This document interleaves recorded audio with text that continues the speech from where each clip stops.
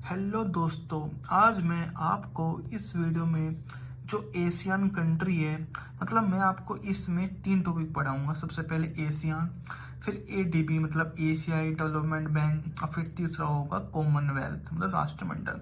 तो स्टार्टिंग करते हैं एशियन से। मतलब मैंने आपको अपने नोट्स बनाए हुए हैं आपको पढ़ाने के लिए, ताकि मैं आपको बेटर एक अच्छे ढंग से पढ़ा सकूं। तो बात करूं तो मैं एशियन की फुल फॉर्म होती है association of south east Asian nation. इसकी स्थापना हुई थी जकार्ता में, मतलब 1967 में। और जकार्ता जो इंडोनेशिया में पड़ता है, वहां पर ही इसका हेडक्वार्टर है। मूल सदस्य स्थापना के जो समय थे वो इंडोनेशिया था, मलेशिया, फिलीपींस, सिंगापुर व थाईलैंड। मतलब इन 5 देशों ने मिलकर एशियान की स्थापना की थी। जबकि वर्तमान में इसके जो टोटल सदस्य हैं उनकी संख्या है 10। जो भारत है वो एशियन का सदस्य नहीं है। और बात करूँ तो 8 अगस्त को और जो एशियन दिवस मनाया जाता है। एक नजरिया, एक पहचान और एक समुदाय, इसका आदर्श वाक्य है। मतलब 10 देश Indonesia, Thailand, Malaysia, Brunei, Cambodia, Vietnam, Philippines, Laos, Singapore, Myanmar इसमें शामिल है। स्टार्टिंग में तो 5 ही थे, मैंने आपको पहले बताया, बट आज के समय में इसमें टोटल 10 सदस्य हैं। बात करता हूँ इसके बाद में जो आता है वो आता है एशियाई विकास बैंक।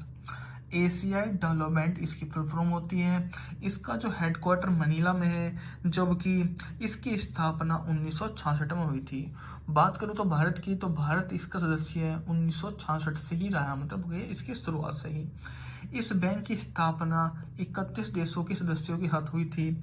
अब एडीपी के पास जो है टोटल 68 सदस्य हैं, जिसमें 49 जो है एशिया की और पैसिफिक से हैं, जबकि 19 सदस्य बाहरी हैं। वर्तमान में जो इसके अध्यक्ष हैं उनका नाम है मस्तु गुहा असाकावा, जबकि जो इसके उपाध्यक्ष हैं उनका नाम है फातिमा यास्मीन। ठीक है फ्रेंड्स।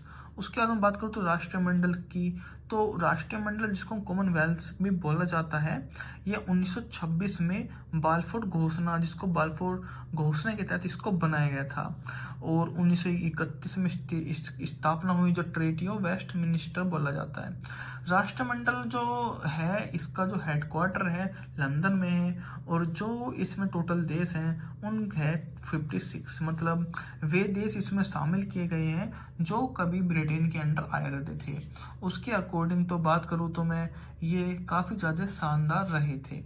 और इसके अलावा जो इसमें और मेंबर हैं वो काफ़ी बढ़िया हैं और अच्छे से जो अपनी योजनाओं में तीनों मिलकर योगदान देते हैं। तीनों के तीनों देश और भी देश इसमें हैं। और मैं बात करूँ जैसे एशियन हुआ या आईडीबी हुआ, मतलब ये एक प्रकार से ऋण देते हैं, जो इन देशों में हम जैसे आर्थिक सहायता के लिए सब बैंक में रुपए जमा करते हैं, और किसी को नीड है इमरजेंसी में तो वो देश एशियन बैंक से या एशियाई बैंक से अब रुपए कुछ परसेंट पर ले सकता है, जो वो अपने अकॉर्डिंग दे सकता है। तो ये बैंक काफ़ी ज़्यादा हेल्पफुल रहते हैं।